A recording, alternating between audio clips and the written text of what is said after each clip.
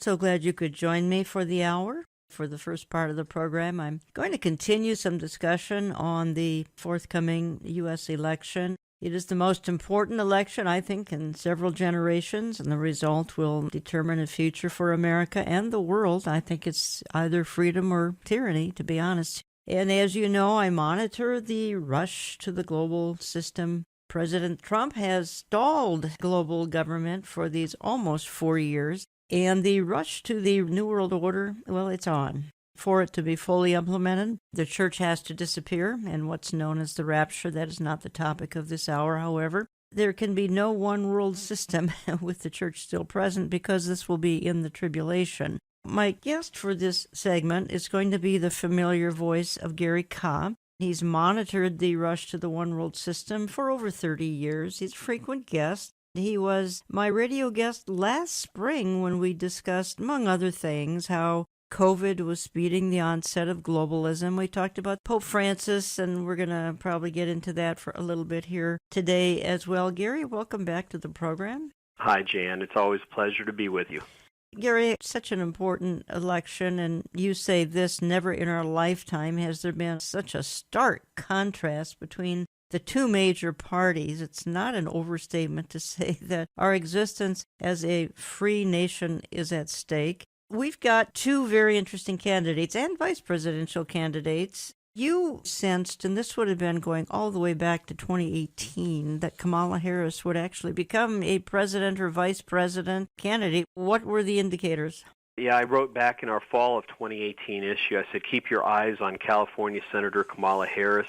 She's a rising star within the Democratic Party and is rapidly gaining popularity among millennials. She is attractive, intelligent, well-spoken, and extremely liberal. Some political insiders believe she has her eyes on the White House.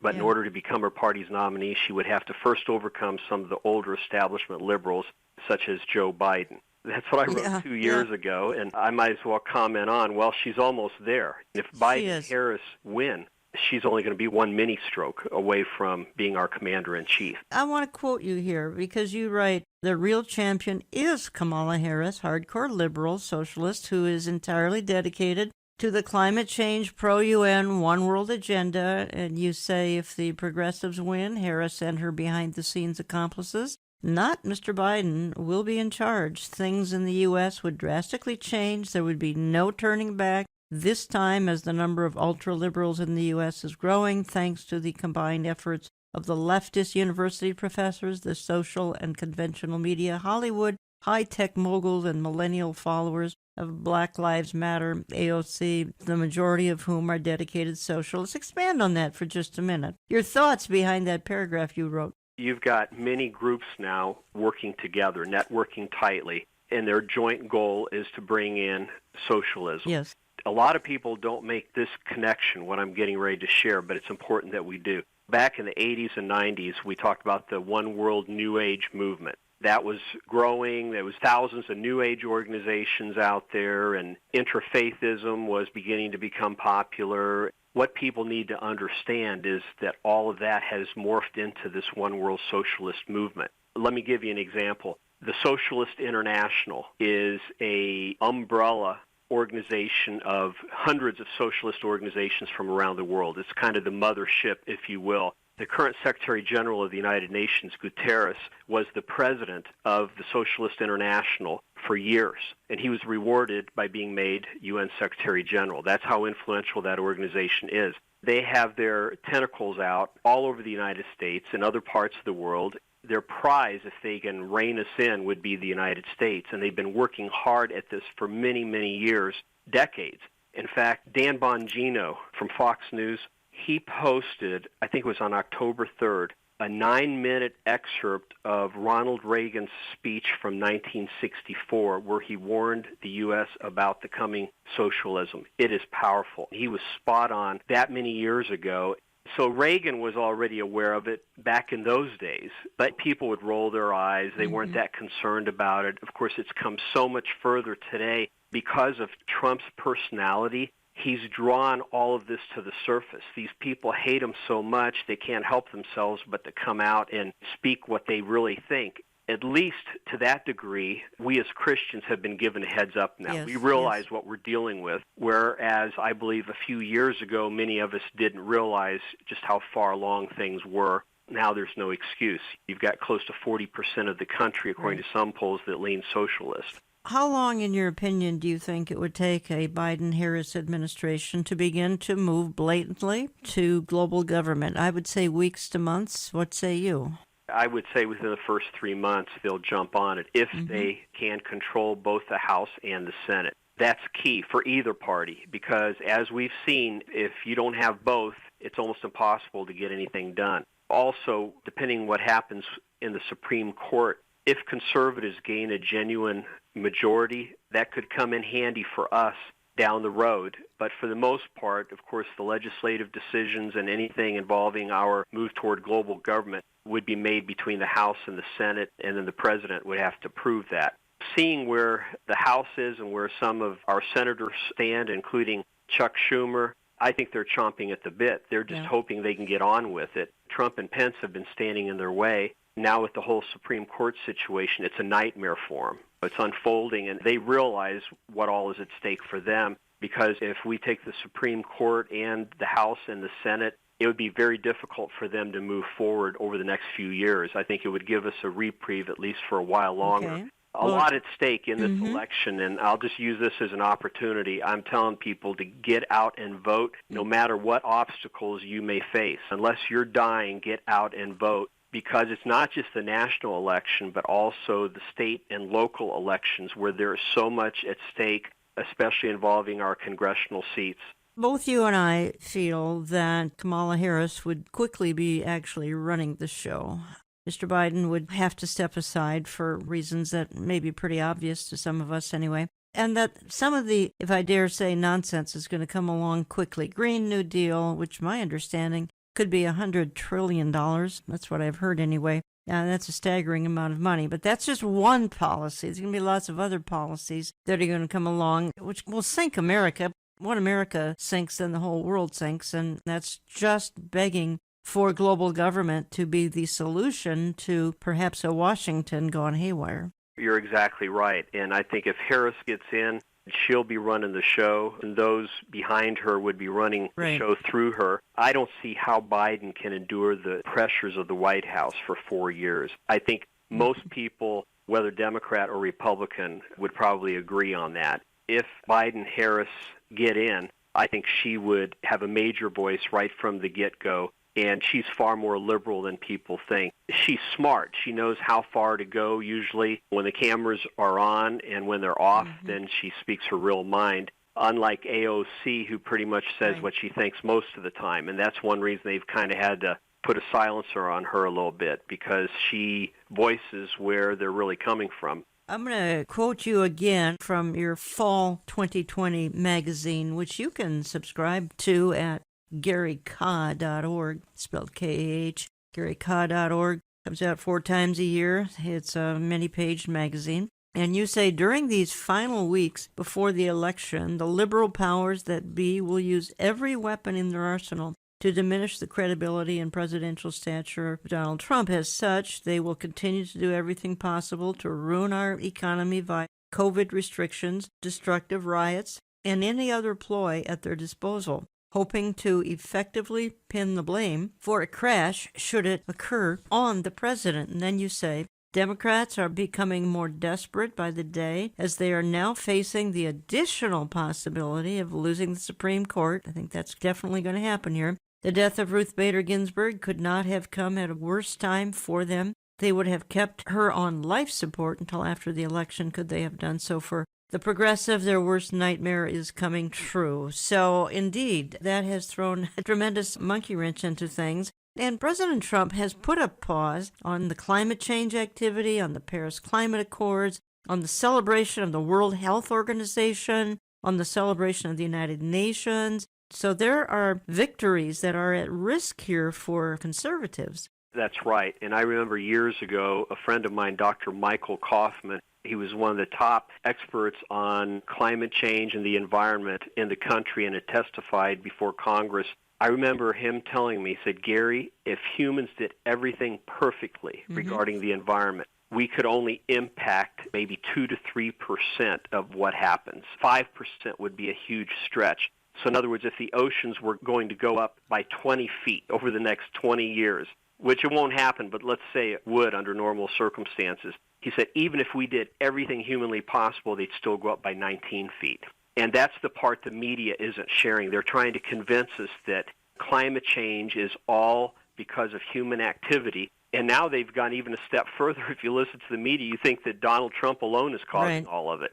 He's causing all the fires in California and all the hurricanes. It's all something Donald Trump has managed to accomplish in the last 3 to 4 years. And they believe that the sky is falling and that they need to come together through an empowered United Nations global government to solve the environmental crisis. And they're using the COVID situation for the same reason. We have to come together through the World Health Organization that can dictate everything we need to do planet-wise to conquer this pandemic. And, of course, the U.S. hasn't played that game. Donald Trump did the opposite. He pulled us out of the World Health Organization, defunding the World Health Organization. The globalists are fit to be tied. They're very upset with this administration and with the U.S. as a whole for putting Trump into office. A showdown is coming, make no mistake. And for right now, that showdown is between Trump, Pence versus Biden, Harris. If the Democrats lose this election and Trump gets back in, there will be fireworks of some type. But if Biden and Harris win, then that begs the question, what is the right going to do? Knowing that they have a socialist agenda, other than praying, is there going to be more activity? Are people going to become more oriented toward protests, like what the left has done, hopefully nonviolent? We're at that point where, for all practical purposes, we're already in a war of sorts. So far, you haven't had shots fired on a broad scale, but it wouldn't take much at this point. No matter who wins this election, I believe this controversy is just going to keep escalating. Short of God's divine intervention, I think we're going to have some rocky months ahead. You're listening to Understanding the Times Radio. Jan Markell here. I have on the line from Indiana Gary Kah. He's been my radio guest, I'm sure, 20 times in the last 15 years or so, maybe more. We always talk about the rush to one worldism. He was with me in the spring when COVID was manifesting. We both acknowledged at that time that obviously the globalists need a crisis. They tried to tag on to global warming, climate change, not too effective. And then came the international crisis of COVID. Almost 200 nations affected by the virus, and that certainly was the crisis. The one-worlders decided, well, this is it. Bill Gates flew into action and some others. Kind of the rest is history. I don't think we know exactly where it's going. It's heading towards a one-world system. We don't know the timing on that. Also last spring, you and I talked about the role of the Vatican, and that's always an intriguing topic. And my listeners, I don't know how many are Catholic, it doesn't really matter, but they always have an interest in Pope Francis. I'm playing a 10-year-old clip of you here, and you're referring to Pope Benedict because, again, even Pope Benedict was a globalist. Now that has been accentuated and accelerated 100 times over with Pope Francis, who just recently came out. He blatantly denounced capitalism, praised not just socialism, but communism. But here is Gary from 10 years ago talking about the role of the Vatican in this global effort. On July 6th, Pope Benedict issued his Charity and Truth Statement, also known as an encyclical.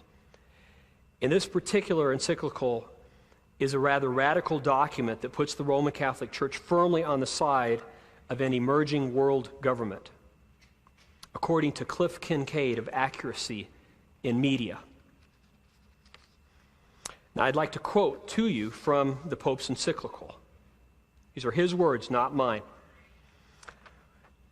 In the face of the unrelenting growth of global interdependence, there's a strongly felt need, even in the midst of a global recession, for a reform of the United Nations organization and likewise of economic institutions and international finance, so that the concept of the family of nations can acquire real teeth.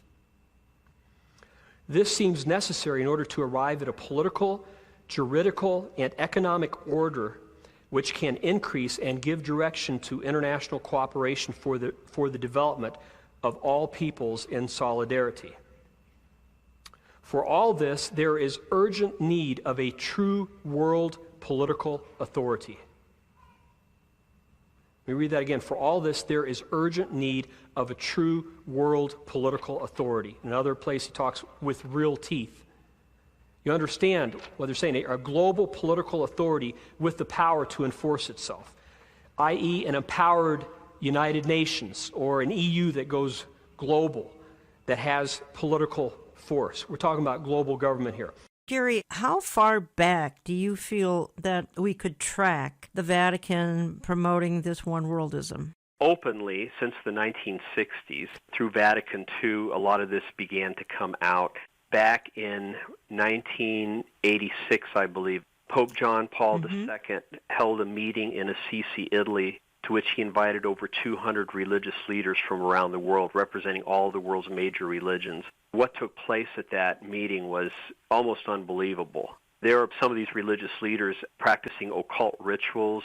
We actually had video footage of it. In fact, the Vatican made a videotape on that. It was actually a Catholic organization, I think, out of New York State. And I remember looking at that. It was one of those things you have to see to believe. I agree. And from that time forward, interfaithism really was launched in a more public kind of way. The idea that all religions are pathways to God. Let's just all come together. And you have to ask the question, why? Why would anybody be promoting that agenda, as clear as the Bible is, about Christ and his atoning blood? Then for the Pope to make statements such as the Holy Spirit is present in all people, regardless of their faith, regardless of their religion, it told me that there was a bigger agenda at play here, and pushing the political side of this forward now since the 60s. It's become more blatant than ever under Pope Francis, who, by the way, just launched his global compact on education on October 15th. He did. And that is completely one world. He basically rubber-stamped the ideological agenda pushed by the global elites.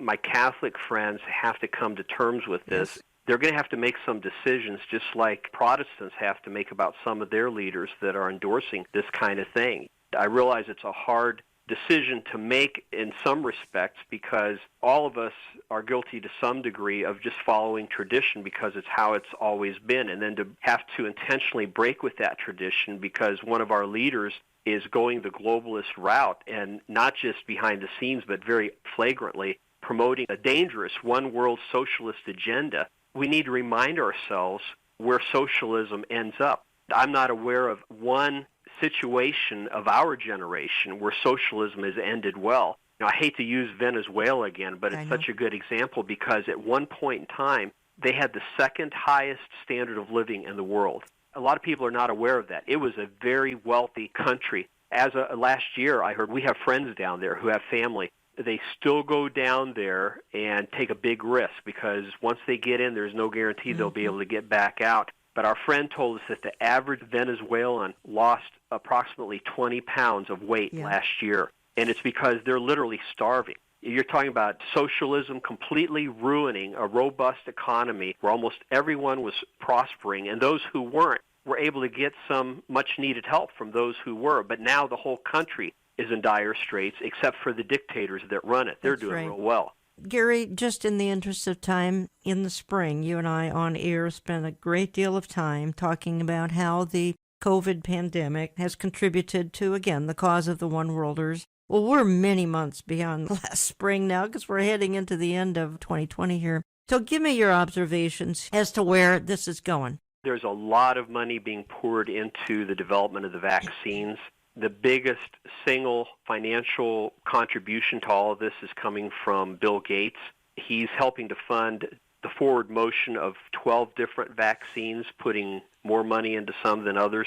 I have a real problem with that. I'm not against vaccines per se. I realize they have their place, and some vaccines can help to prevent a lot of deaths around the world. But when I look at all the manipulation that has gone into this COVID agenda and how they're trying to use it for an ulterior purpose of pushing us toward global government and global authority. And then you look at how Gates himself has been involved in pushing some of these vaccines, and you look at the history of the Gates organization. And in fact, I just did an article on this, Jan, in our fall issue. People will be able to go to our website and look at this. And it's under the COVID vaccines and Bill Gates. And I just want to share this excerpt with you because it summarizes it. Back in 2010, when Gates committed $10 billion to the UN's World Health Organization, he said, we must make this the decade of vaccines. And the World Health Organization agreed, and they've been working together since. While he has certainly made good on his promise, he actually launched his public pursuits in the area of vaccines back in 1999 when the Bill and Melinda Gates Foundation donated $750 million to set up the Global Alliance of Vaccines and Immunizations, also known as Gavi. More recently, Gates has also thrown his weight behind the ID 2020 Alliance's pursuit of a mandatory digital ID for every human being. Among the most influential ID 2020 Alliance partners are Gavi and Microsoft, both Gates organizations, who together with the Rockefeller Foundation, Accenture, the United Nations, and the World Economic Forum have held the greatest sway over the progress of these efforts. And so as a research writer, Scott Kiesler, puts it, he says, so basically, Bill Gates has adopted as his personal mission the task of enrolling every single person on the planet in a global ID database, and vaccines are the vehicle through which this will be accomplished. In other words, you've got both of these efforts moving forward, funded by the same people, coming together in a vaccine. And a pastor friend of mine from North Dakota called me and he said, a few weeks ago, he saw on the internet an interview that Gates had done where he said that his goal was to put a chip that can be tracked into these vaccines and together simultaneously put them into a human, and he wants this to be mandatory worldwide. Well, I said, can you get that documentation for me? He said, I'll go back and try to find it. He went back, and it had been taken down. So then he wanted to be absolutely sure that he heard and saw right, so he contacted a friend of his who saw the same interview, and they said, yes, that is what Gates said. And it's no secret that Gates is, in fact, promoting both. The only question is, will it be part of the vaccine or will it come later? And I think, honestly, if Gates has his way, both would come together and they would put out a vaccine with a tracking chip in it, or if not a chip, another technology that he has also been helping to fund, quantum dots technology, for example, together with the vaccine. So people need to understand this is about way more than simply a vaccine. It's about consolidating global control in such a way that every human being on the planet can be tracked, and they're going to try to use a vaccine to get it done. The difficult thing, and what I cannot project, Jan, is because there are more than 15 different vaccines under development right now, and all of them have different ingredients in them. Until we know what ingredients are in all these concoctions, I can't say which vaccine would be bad, which one would be good, but I can tell you this. Any vaccine sponsored by Gates, I would be very leery of, especially given his family's history in all of this. His father was on the board of directors of Planned Parenthood, and we know what that organization has done over the years. Bill himself has been supportive of the same organization, and over the years has called for drastic reductions in the human population of the planet. And now we are supposed to believe that he has suddenly committed himself to saving billions of lives.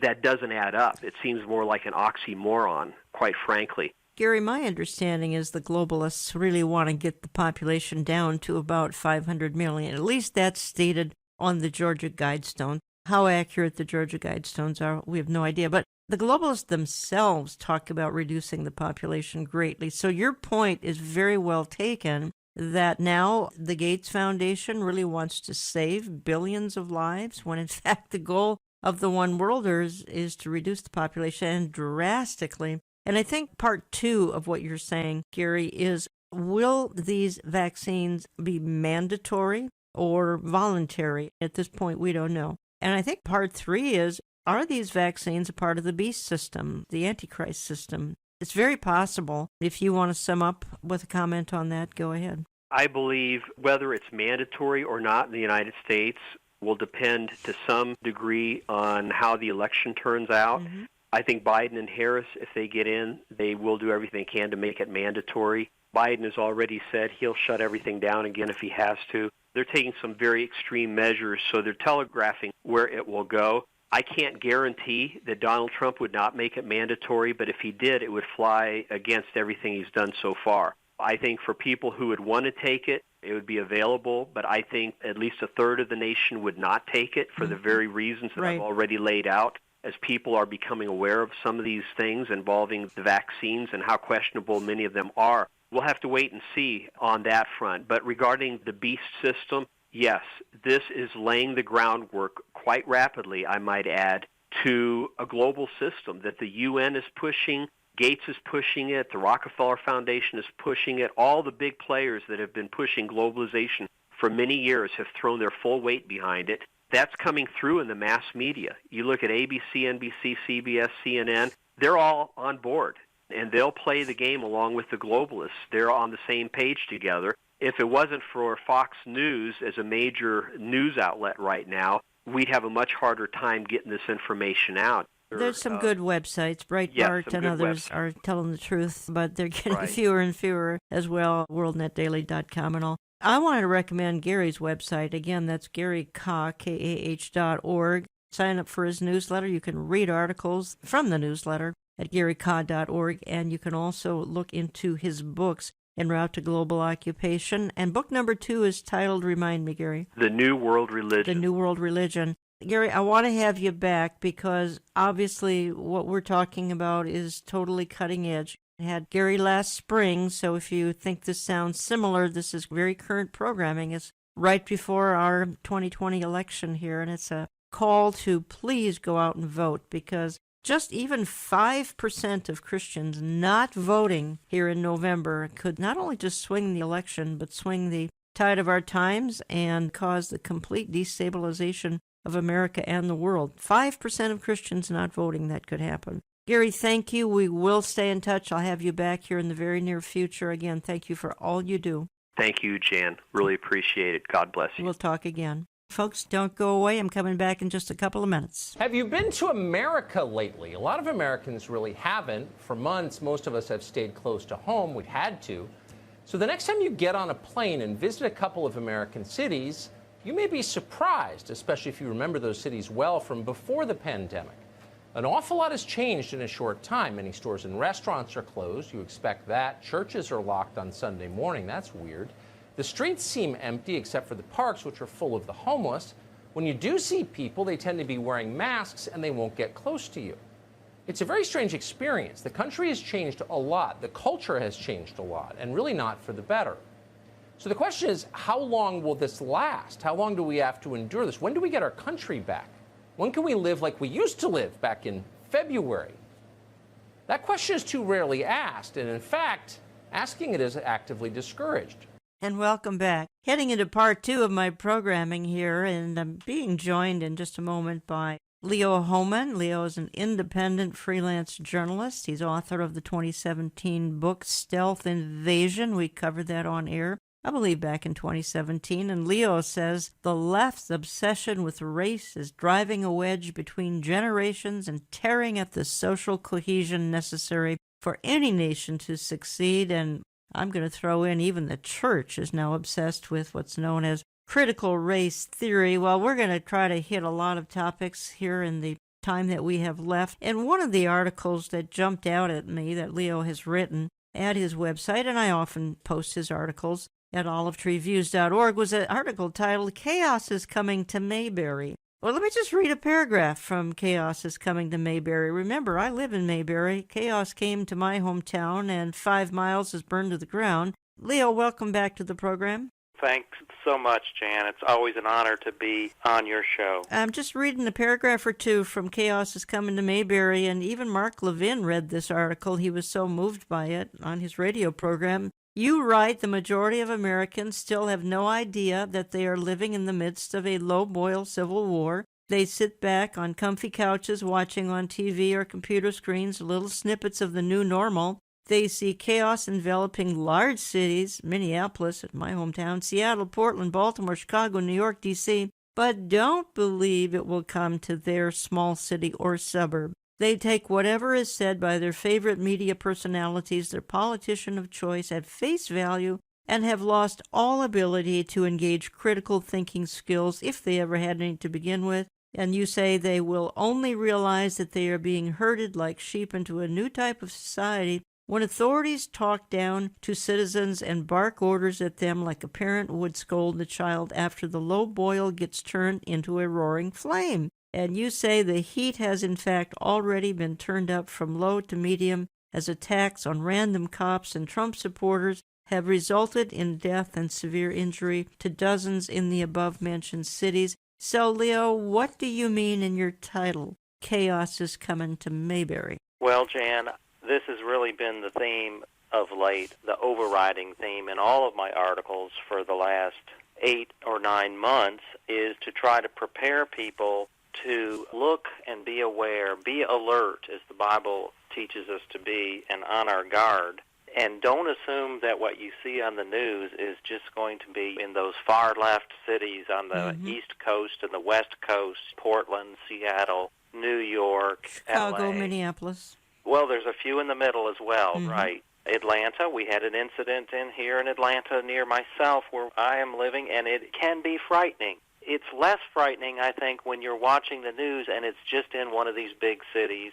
People don't connect the dots. They see each individual incident as an outlier, isolated incident. That's the way the media tends to report things.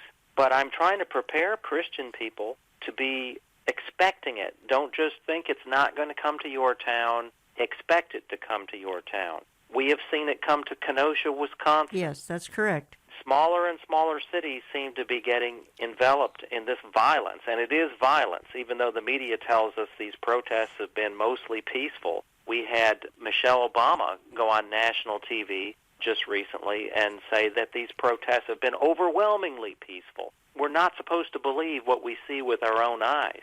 I'm trying to take the opposite tack and let people know that, A, they're not peaceful, B, expect them to come to, if not your city, at least someplace very close to your city, so you can be prepared both physically and spiritually for these attacks and not be surprised and caught off guard. I cannot believe every week I'm seeing another outrageous attack that in many cases are not even reported by the media. I have a whole list of them in my last couple of articles.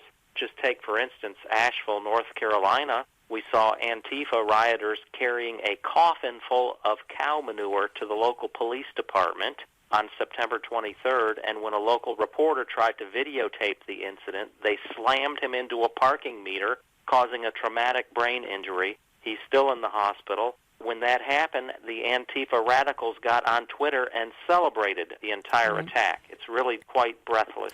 Folks, you can access Leo's articles at leohoman.com. leohoman.com. Leo's freelance writer. He one time was a regular writer on WND.com, but he's all over the place now with his articles, and I try to post them as often as I can. But I'm going to another article you've written, Leo, and it is about the biggest takeaway you had. And that would have been in the first presidential debate, Leo Homan, was the fact that Vice President Biden, now running for president of the United States, actually only saw Antifa as just an idea. It's just a theory. So it's not really an organization, though by their own admission, they're not only an organization, they're very well organized. And you say this, the biggest takeaway from this debate, Biden's cavalier reaction to the issue of Antifa, you go on to say, even if Antifa could be reduced to an idea, Mr. Biden couldn't bring himself to declare it a bad idea. Is it any wonder that when Mr. Trump asked him point blank whether he could name even one law enforcement organization that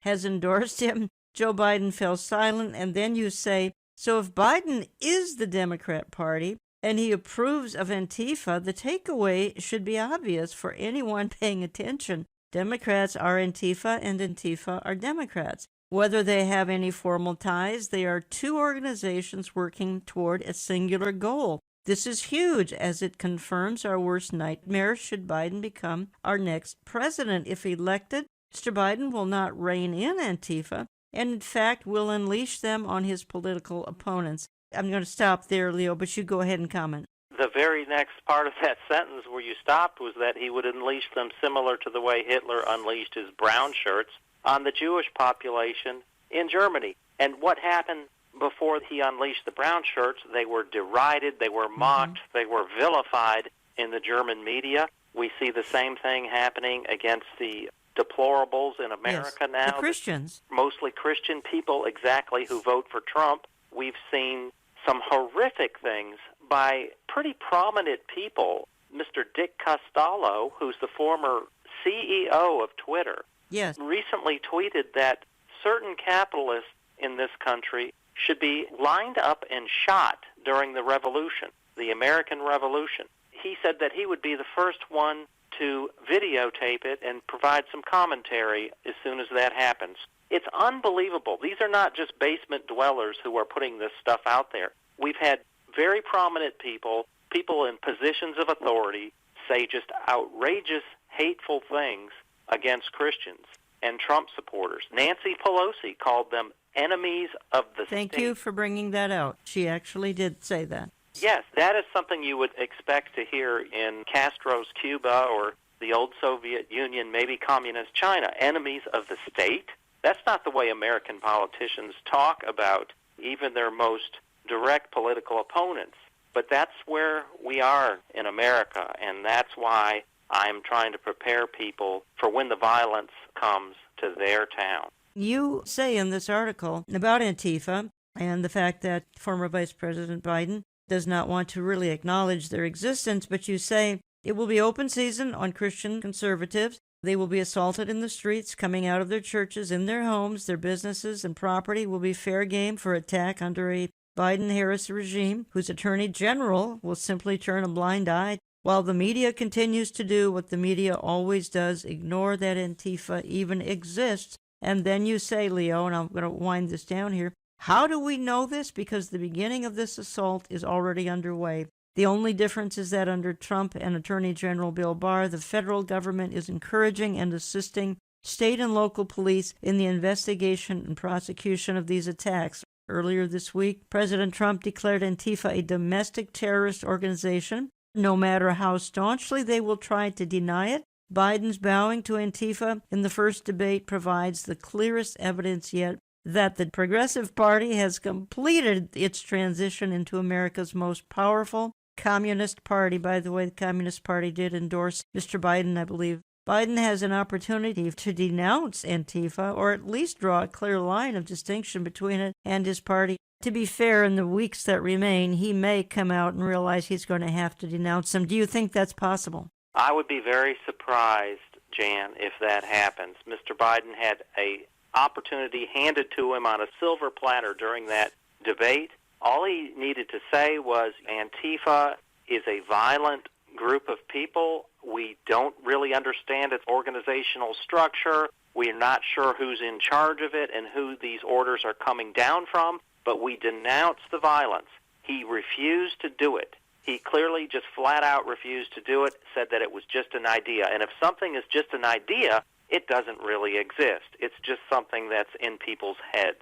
So it doesn't really play out where the rubber meets the road on the street. All the violence we've been seeing must not have anything to do with Antifa. And then you see the media right on cue doing their job of offering cover to Biden. Did they question him further on that? Did they ask him to denounce Antifa the way they asked President Trump for days to denounce the Proud Boys and the so-called white supremacist organizations, which the Proud Boys actually came back and said, we're not white supremacists, and a lot of their leadership structure is Hispanic and black. But they always hold President Trump's feet to the fire about this white supremacy thing, which he has denounced many, many times.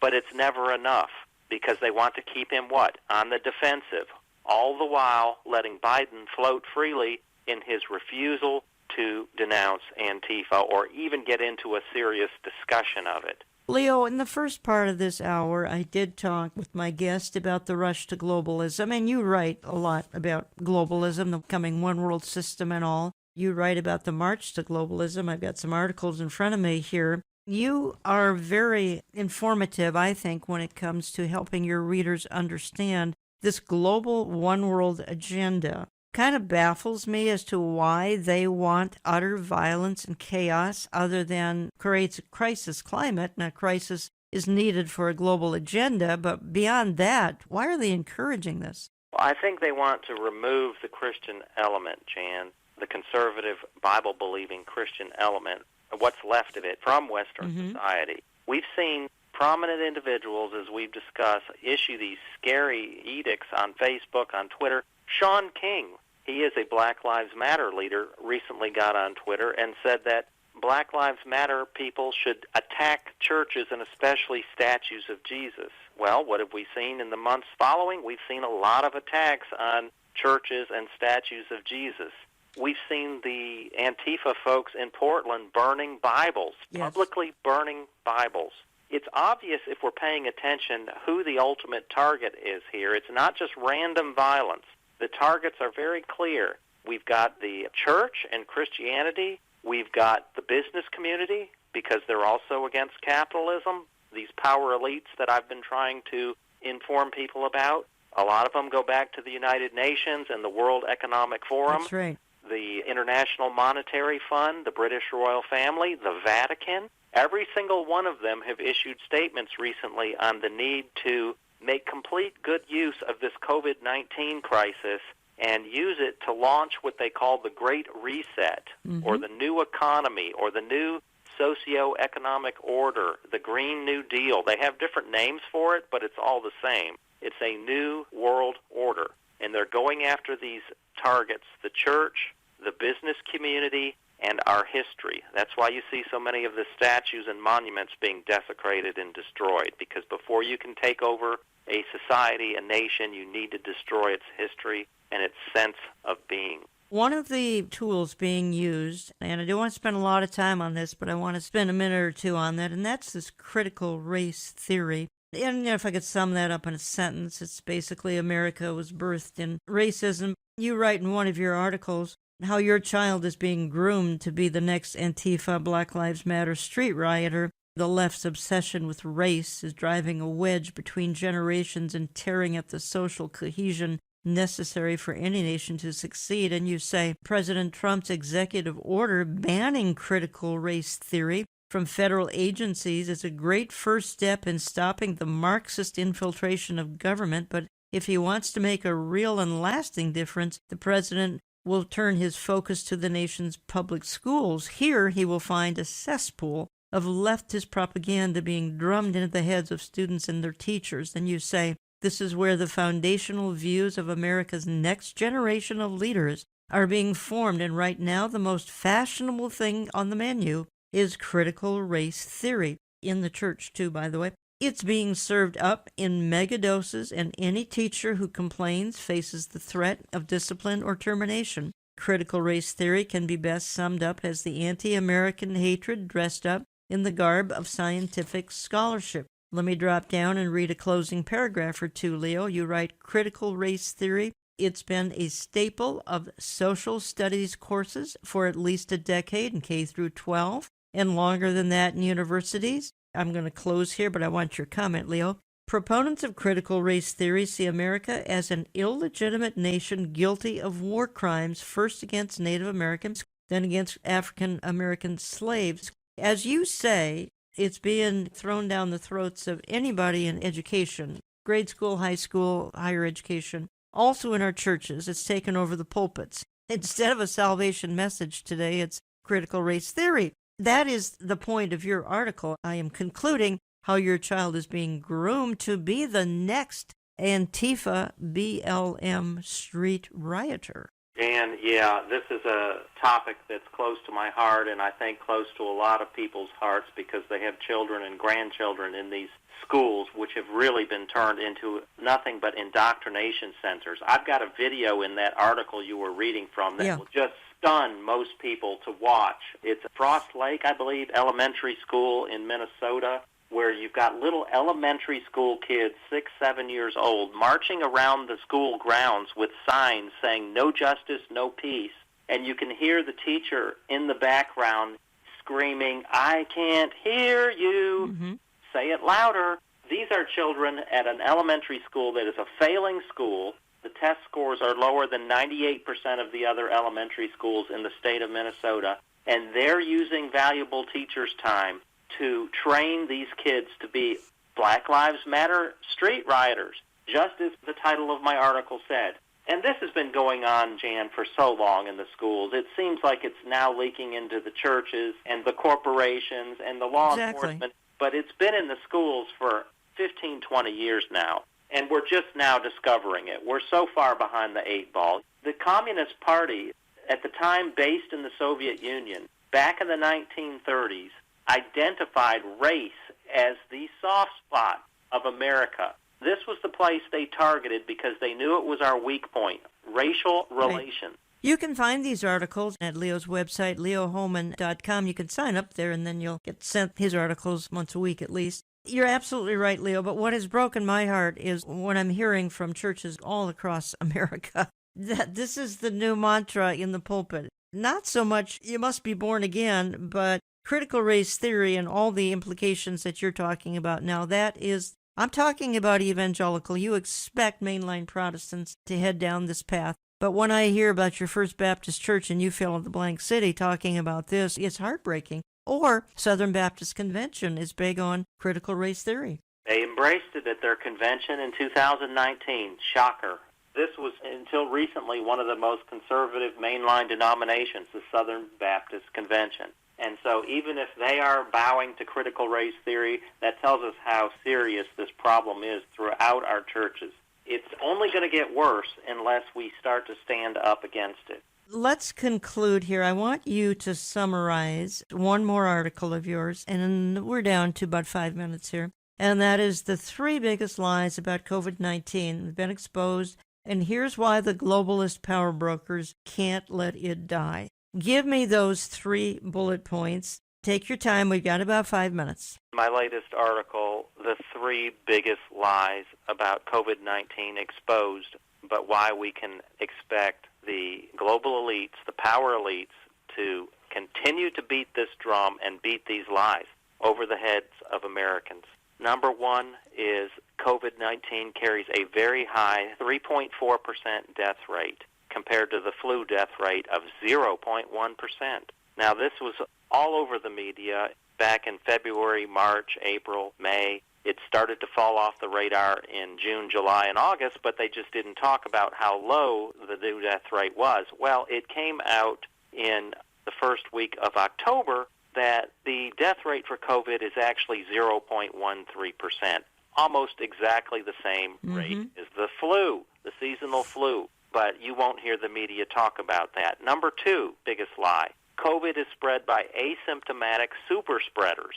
This scares the living daylights out of people every time they hear it because it suggests that every person that you come in contact with, no matter how healthy and normal they look, is a potential super spreader and you're going to catch the virus from them. This is completely false. Asymptomatic carriers have a very low viral load of the virus in their system, which makes it virtually impossible for them to pass it on to someone else. But even in the rare cases that they might be able to pass it on, it's highly unlikely if they don't have symptoms. Why? Because they're not coughing, sneezing, and wheezing. Right. That's how this virus is spread. Droplets through the air from people with symptoms, coughing and sneezing. But yet you continue to hear it every night, even on Fox News, about the asymptomatic carriers. They're the big super spreaders. You have to be aware of them. Be very, very afraid. That brings us to the 3rd biggest lie. COVID is untreatable.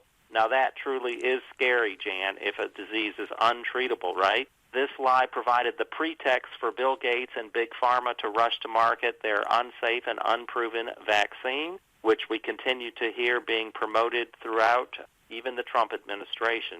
But this no treatment thing has been exposed over and over, Jan, as a lie, and it was most recently exposed when President Trump walked out of Walter Reed Hospital, got on that helicopter, and flew to the White House 3 days after being admitted. Right. Why? Because he had received such effective treatment.